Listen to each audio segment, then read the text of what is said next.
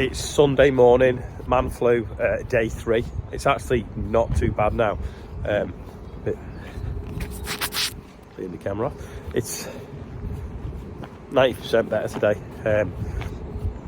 Just a bit of a snotty nose now, but nothing compared to what I've had with my throat and everything else, and not being able to sleep and being shivering and hot and cold and everything, so all good. Anyway, we're just going to go up to Brookhouse now. We're getting ready for putting the sheep in the sheds at Wellbrook, which is across the road. So we're going to go up with a bale spike and a bucket to move a bit of stuff around, and also load a bale of hay for Charlotte's horse. If I lift this bucket out and then I find the bale spike, I can drop the bale spike in the bucket, and that way I can take a bucket and spikes up with me, because the mini Merlot's up there, and I think Joe and Amanda want to use the bucket for moving stuff around as well, so they can go on the mini Merlot that's already there. Just need to now find the spike.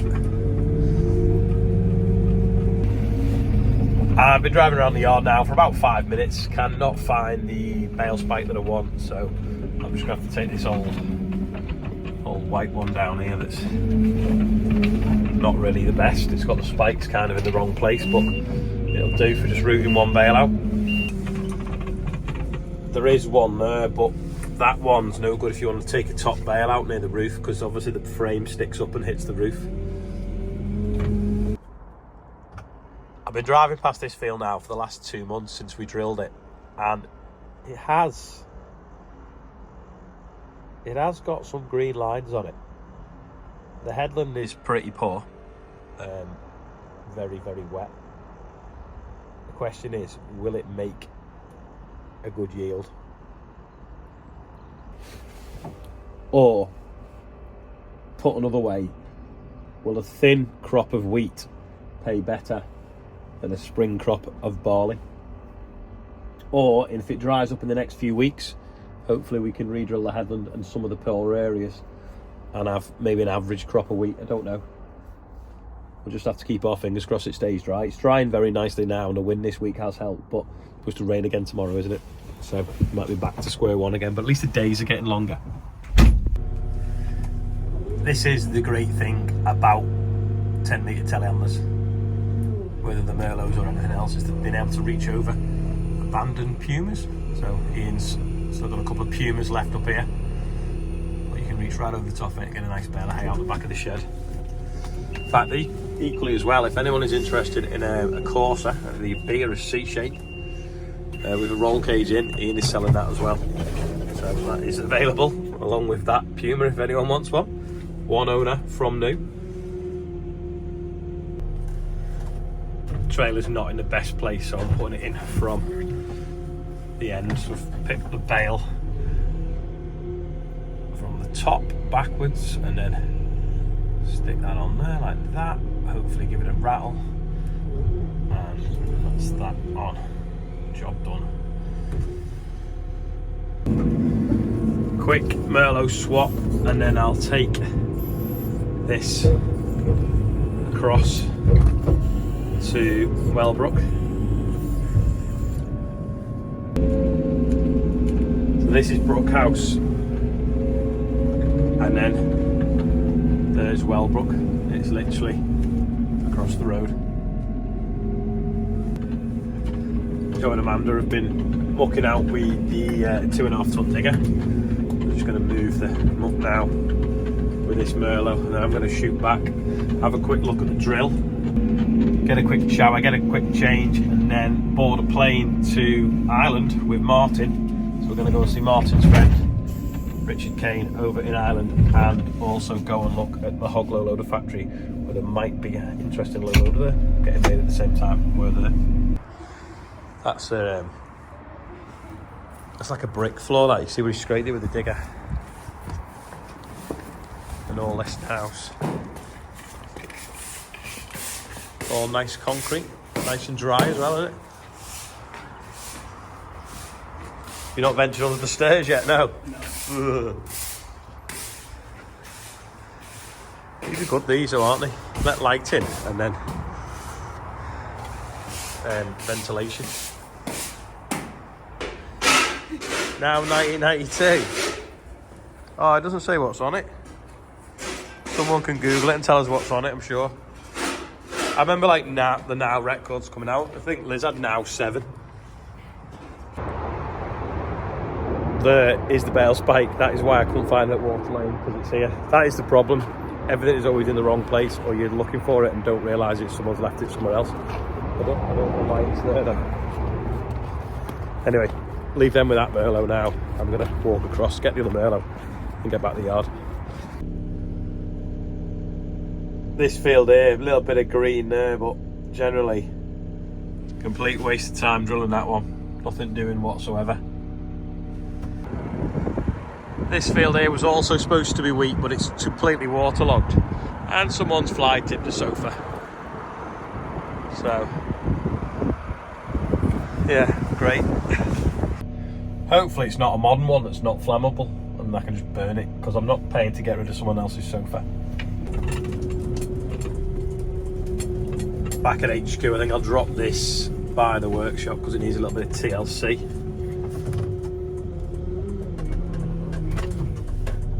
Just thinking about that sofa, if I was in France I'd probably burn it in the road.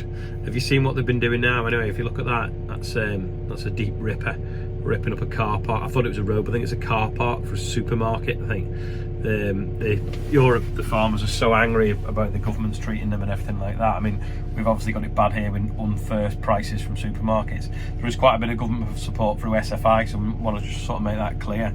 The government understanding a bit more about farming and making legislation so that we don't get ripped off all the time by those abusing the sort of the power within the food chain would be nice though. But yeah, that's how to pull up a car park.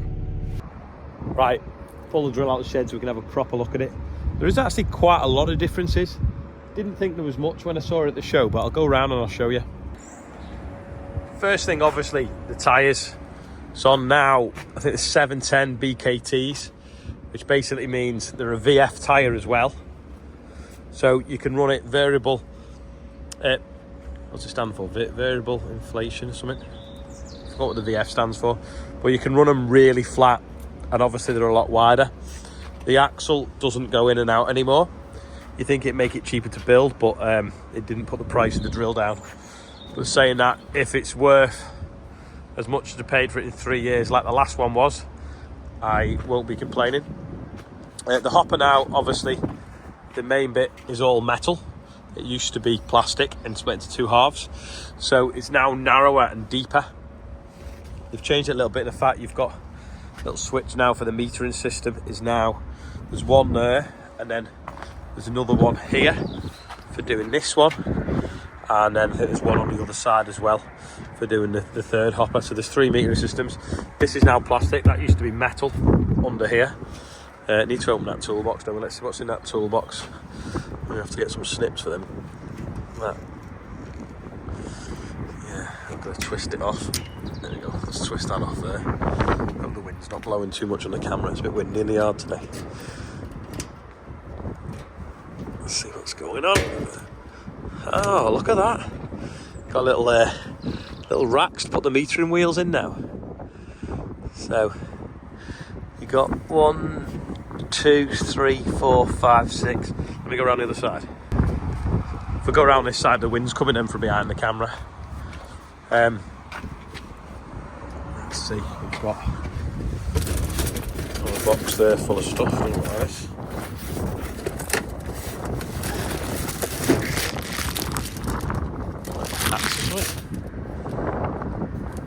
That's the bags for metering the seed into. The bags for metering the seed into. We've got, these metering units sat on a rack. We've got what's like a coat or a body warmer. Extra large, I'll probably fit Morgan. Some little flutes inside the metering unit. But yeah, a nice big toolbox ready now, which is where the other hopper used to be. And it had a toolbox on the side, that's gone. This is obviously different. We used to have a wheel about that wide. Now it's twin. So I think they have a bigger footprint combined. This is the other switch now, must be for this metering system. So you can, when you're calibrating it, you do that from this side. Everything's covered in this wax oil though, so it's all mucky.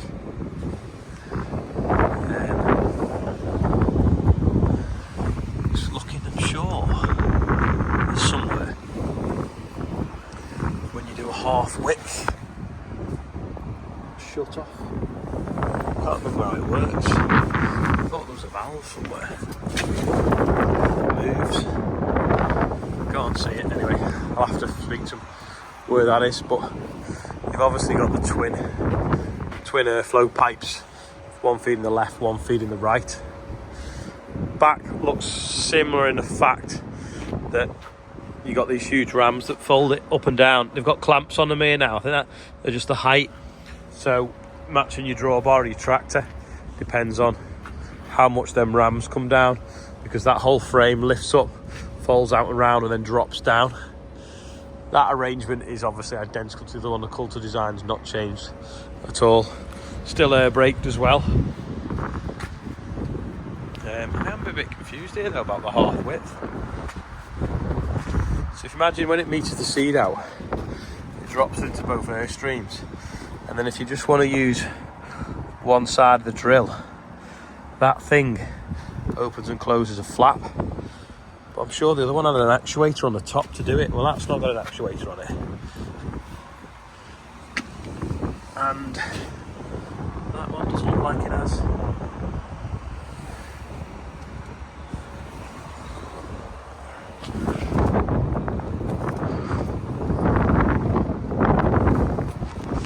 Oh no. I have to speak to Gareth about that. As with every European machine, you get these wheel chocks. Oh yeah, see the sensors here as well. They're easy to see. They're the level sensors when the hoppers fall. So you can see one hopper goes down here, one hopper goes down there, then it'll have a split in the middle. You can probably see the line in the paint where the hopper's divided. Got that massive area to write horse on, and then they just hide it there behind them wheels. Bit of a marketing mess up. But yeah, no, it needs a good steam clean really, because it just looks black and dirty, but that's all this protective stuff on the paint. Wonder will it be a bit quieter this time as well, because the fan's sort of like encased in here, I don't know. Let's open that so it looks like inside there.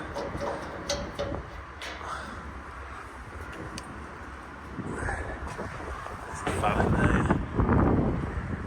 The air brakes.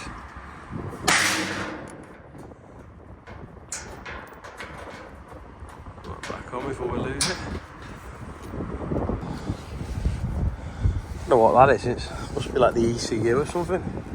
Little panel hinges up there. I'm not sure it's going to work with that panel that you walk along, that walkway gantry. Looks a lot lower than it was on the other one, so I hope you can still reach to undo the bags of seeds, put them in. I'll have to see when it's folded out. Anyway, I'm not going to fold it out now. I've got a plane to catch. Definitely missed the trick there though, didn't they? Just seeing this, you've got like a little thing here, and then that swivels out. And that's so that you can get to that hopper, because I hadn't realised when it's over there, you're nowhere near that other hopper. So rather than make two sets of steps, they've made this this arm arrangement, which is quite nifty. Bit of German engineering at its finest there, I think. There they are. Stick it back in the shed and hopefully we'll be able to use it in a few days when it keeps drying. If it keeps drying. Just quickly do today's birthday bumper. We got James Tipple on there. Ian Sutherland is 53. Connor Gleeson is 12. We've also got a Connor Gleeson here who's won his first county medal. Not sure if the same one, so you're on twice if it is. William McKenny, I think it's pronounced, is 11. Elliot Dredge is 51. Dan Llewellyn is 14. Miles Traity, I don't know, is 11. Darryl Broom's 51. Neil Stevenson's 57. Rhinestone Callum Dawson is 18. Not sure whether that's a nickname or what, but happy birthday everyone on there, and we're nearly at 58,000. So congratulations everyone on there. And have a happy birthday if it is your birthday today. A load of kids on motorbikes ripping up a field of wheat there. car wait if the weather hasn't wrecked it enough. Is it me or is that bearing gone? We're in Ireland and it's pissing down, absolutely pouring. Martin's hair might get wet. Can't even see the terminal building, it's raining that bad. So,